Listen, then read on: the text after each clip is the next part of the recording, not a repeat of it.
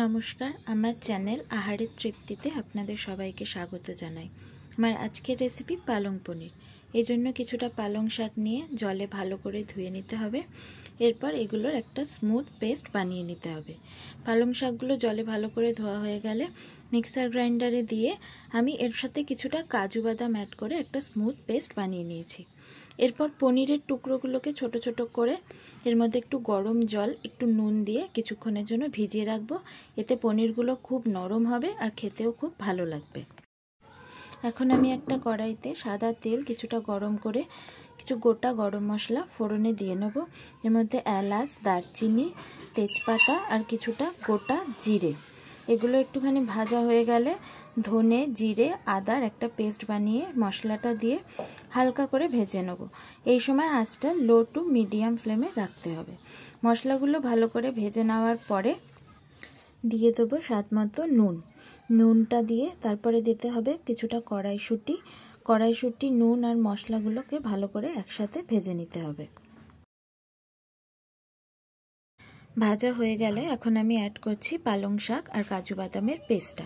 পালং শাক আর কাজু বাদামের পেস্টটা একসাথে মশলাগুলোর সাথে দিয়ে ভালো করে নাড়াচাড়া করে একটু কষিয়ে নিতে হবে।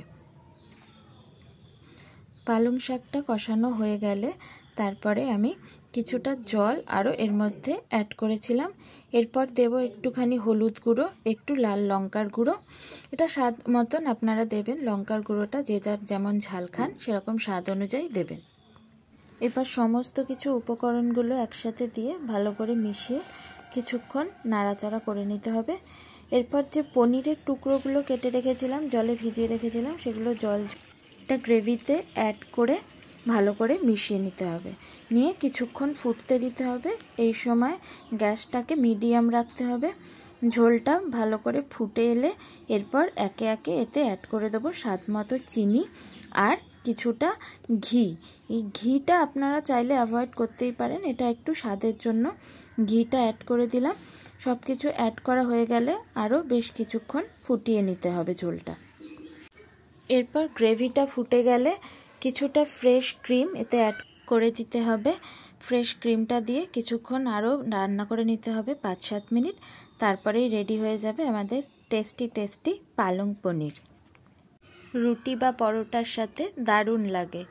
আপনারা আমার রেসিপিটা পুরোপুরি দেখবেন। ভালো লাগলে লাইক, কমেন্ট আর সাবস্ক্রাইব করে দেবেন। Thank you.